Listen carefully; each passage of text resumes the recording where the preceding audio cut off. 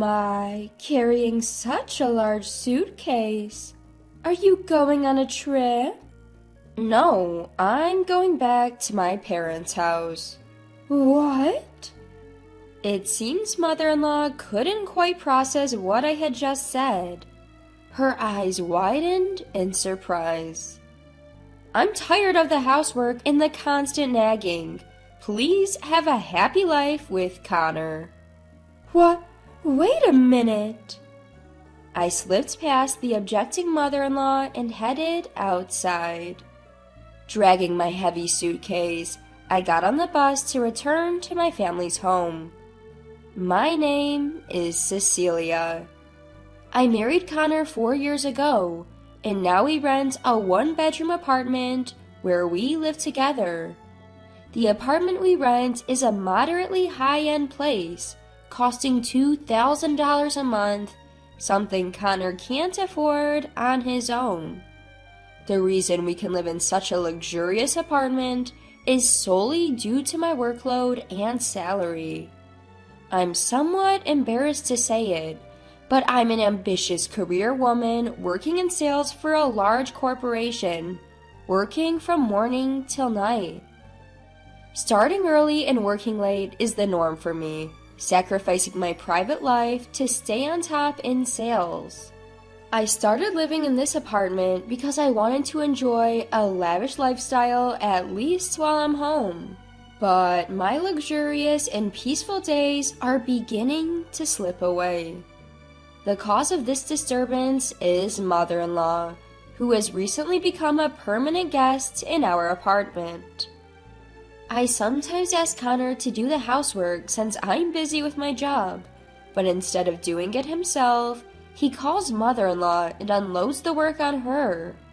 And mother-in-law, being mother-in-law, willingly comes over and does all the housework, so Connor's domestic skills never improve. Initially visiting our apartment twice a week, she now seems to live in our place. If it were just housework, I might have simply been grateful and not complained. What's been bothering me is mother-in-law's excessive interference. Why doesn't Cecilia quit her job after all this time? I can't possibly tell her it's because Connor's earnings are insufficient, so I reply with a shallow, "I'm sorry." She even adds, "A good wife bears children early on." The comments like that continue to trouble me. Certainly, I couldn't say that Connor was cooperative. His old-fashioned remarks, even anachronistic at times, were draining me, especially after long hours at work. Finally, he started to say things like, "You fold the clothes wrong," or "Using the dishwasher is not good." I couldn't help but wish he would leave if he continued to complain. Of course, I wasn't just silently putting up with this. I talked to Connor about it, but he wouldn't take me seriously.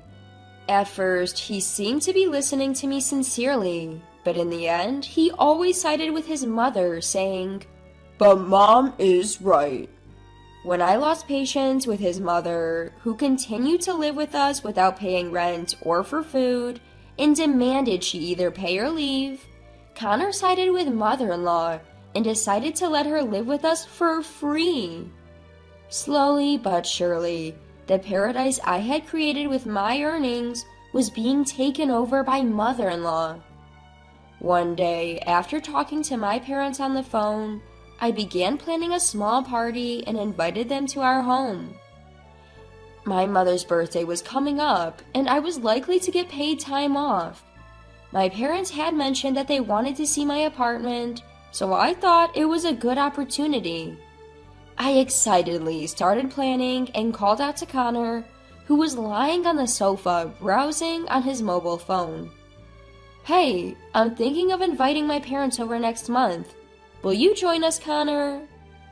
Connor and my parents had only met once, during our marriage meeting, and they hadn't interacted much.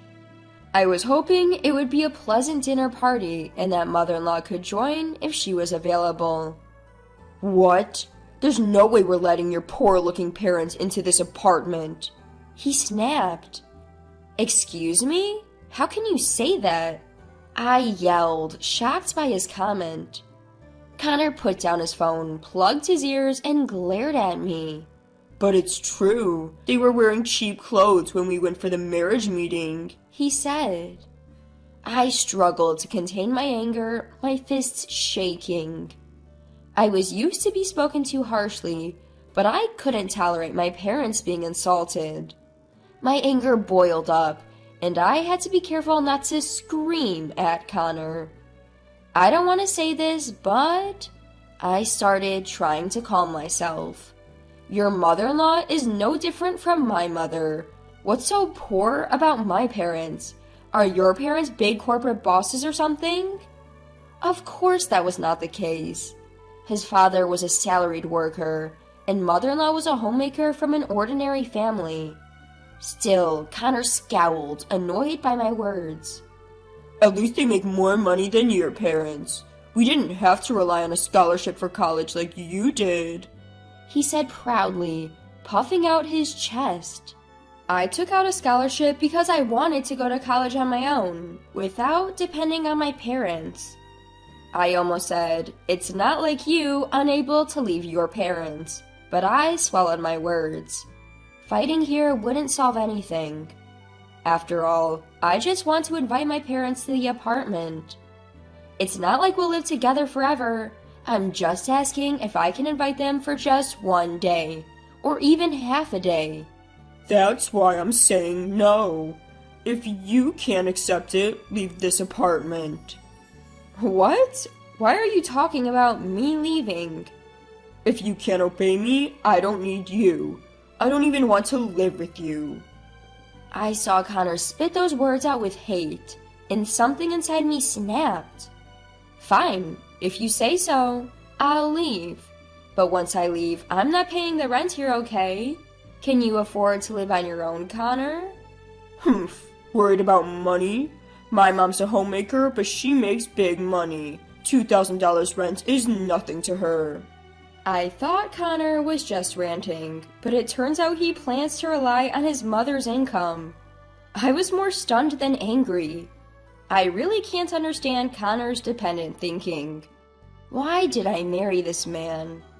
I never thought I'd see the day when I could not trust my judgment of men. I threw down the planner I had been writing in and pulled a suitcase from the closet. The closet was filled with the stuff my mother-in-law had brought over, and my belongings had been pushed to the back. Connor seemed a bit flustered as he watched me pack calmly, but in the end, he said nothing. I finished packing, headed for the door without a word to Connor, and ran into my mother-in-law, just back from shopping. Oh, such big luggage. Are you going on a trip? No, I'm going back to my parents' house. Huh? My mother-in-law seemed unable to process what I'd said. Her eyes widened. Thank you for everything, like the housework and the sarcastic comments. Please be happy with Connor. What? Wait a minute, Cecilia! I slipped past my restraining mother-in-law and went outside. I dragged my heavy suitcase to catch the bus back to my parents' house. My parents laughed uproariously at the whole story. Even I was annoyed by their laughter, as if they were saying I was petty. Hey, it's not a laughing matter. Sorry. Cecilia, you are quite the character. Getting that angry over a comment about your parents? Was it a case of an eye for an eye? Even my usually reserved mother was covering her mouth and shaking her shoulders with laughter. Don't worry. One day, Connor will introduce you to an apartment. Dad, what are you talking about? There's no way Connor would let me have a room. I looked at my father in disbelief, but he just laughed with my mother and never explained his words. Eventually, I became busy with work, and thoughts of Connor and the apartment completely slipped my mind. I was still living with my parents and saw them every day, but we hadn't talked about the apartment since that day. Half a year had passed since I was kicked out of the apartment by Connor. Worn out from early morning commutes and late night overtime, I was leading a lazy life, sleeping through the day on my days off. My parents unexpectedly approached me. Finally awake? We're thinking of going to the apartment where Connor lives. Want to join us? Still half asleep, I couldn't understand what my father was saying, so I tilted my head in confusion. Seeing me standing there, lost in thought, my mother lost her patience and forcefully pushed me from behind. Come on, get dressed quickly. Put on something really nice. Encouraged by my mother, I put on a dress I'd never worn before. It was a high brand, quite expensive gift from my parents for my birthday, so I never had the inclination to wear it and kept it tucked away. Looking more closely, I realized that both my mother and father were also dressed in high brand clothes they usually wouldn't wear. It was as if they were showing off their earnings. Before I knew it, I was transported to the apartment building where Connor had lived. I thought we would be turned away at the auto-locked entrance, but that worry was unnecessary. The person we were looking for was standing there in the entrance, dumbfounded. Connor and his mother-in-law were surrounded by a large amount of luggage standing still in the entrance. Upon seeing me, Connor's face contorted. Hey, Cecilia, what's going on? We've been kicked out of our apartment. Kicked out? Did you pay the rent? I thought it was an obvious question, but Connor looked away, embarrassed. I paid it. I even went into debt to make the payment. I was utterly dumbfounded by Connor's words. As I suspected, the claim that mother-in-law was earning money was a lie. And yet, Connor and mother-in-law kept up the pretense, living in a luxury apartment, even going into debt. I would have moved out long ago. So why were you kicked out? Did you cause any trouble or something? Connor shook his head, having no clue. Mother-in-law, who had been silently listening, also seemed to have no idea. Mother-in-law, who had been silently listening, also seemed to have no idea, looking at the luggage in the entrance shamefacedly. Ha ha ha ha ha! The mood was broken by my father's laughter. His hearty laugh echoed through the entrance. My mother also covered her mouth elegantly, as if laughing. What's so funny, Dad? No, I'm sorry. It's just amusing. Connor's room, we'll give it to Cecilia. If you don't want to use one, we can arrange for a new one. What? What are you talking about? Connor's voice rose in confusion before mine. Mother-in-law, like me, was bewildered, her gaze wandering. Didn't you know? This apartment had been owned by our company for the past 3 months. Connor stared at my father, his eyes wide open. My parents are the presidents of the company. With my added explanation, mother-in-law's mouth fell open as if she couldn't believe it. It was understandable. I hadn't told Connor that my father was a real estate agent's president. More to the point, my mother was the president of a subsidiary under my father's company. Together, they were a successful entrepreneurial couple. Perhaps I inherited those genes because I had an exceptional talent in sales. Connor must have misunderstood my family to be poor, based on the clothes we wore when meeting him and the fact that I went to college on a scholarship. But that was a mistake. Connor's anger was then directed at me. Why didn't you tell me that Cecilia's dad is the company's president? If I had known, I would've... And what if you had known? Just so you know, I'm not living here on my parents' dime, unlike you, who's always relying on mother-in-law. Surprisingly, it was not Connor but mother-in-law who accepted the reality quicker. Maybe she judged the hierarchy at a glance by looking at my mother's high-end clothing. Suddenly, with a look of trying to gauge my parents' mood, she began to speak. I sold the house because Connor said to move here. If we're kicked out, we'll have nowhere to live. Mother-in-law glances at my parents' faces, but neither of them breaks a smile. It's terrifying even to me, their actual daughter, that their eyes aren't smiling. My mother smiles softly to reassure mother-in-law and politely brings up the subject.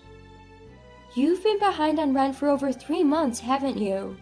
We've sent reminders and called many times, but with no response, we've had to proceed with eviction. I look at Connor, wondering if he really was behind, and he quickly looks away. It seems that he could only pay his debts for the first 3 months. Mother-in-law's situation was the same, and she looks uncomfortable being scolded by my mother. Can't you do something about it? Please? You're the company's president, right? Mother-in-law pleads with my parents. However, my father firmly pushes mother-in-law away. I'm the president and I've decided on the eviction. You must comply. You're trying to live well without paying rent. Isn't that too selfish? Cornered by my parents, mother-in-law looks to Connor for help. But Connor stays still, not budging. As if he's abandoning mother-in-law, as if he doesn't want to get involved, he just stands there. I feel anger bubbling up again at his indifferent behavior. I've thought about it for 6 months. I can't reconcile with Connor. Let's get a divorce. What? Wait, divorce? I glare at the flustered Connor. I can't live with someone who insults my parents. My parents look at me, almost dazzled by the words I've declared. What am I going to do now? Connor falls to his knees on the ground, dejected. Though I want to keep watching his ridiculous figure, I'm not that heartless. You need to find a way to pay the overdue rent. Why not sell all your furniture and stuff? You won't have anywhere to take it anyway. I glance at the pile of Connor and mother-in-law's belongings in the entrance. Despite the unpaid rent, there are many luxurious items like brand name products and watches. Selling them might help a bit. Feeling a little reluctant to leave them stranded, I began to efficiently sort through the unattended luggage on the floor. The truck should be here soon. Let's transport everything to our warehouse for now. My father also cooperated with me. As Connor and mother-in-law sulked, unable to do anything, the belongings that had occupied the entrance were quickly put away, leaving only the valuable brand clothing, jewelry, and watches. Why don't you visit our shop later? We also deal in buying watches and jewelry. With a business smile, my mother hands her business card to mother-in-law. It was a completely dazzling move. She kicks Connor and mother-in-law out of the apartment and doesn't forget to promote her business. I never feel like I can catch up to my parents. And I still can't be as ruthless as my parents when it comes to business. As I'm absent-mindedly staring at my parents, my father says with a calm face, People who judge others by appearance and call them poor don't belong in this apartment. With those words, I was certain.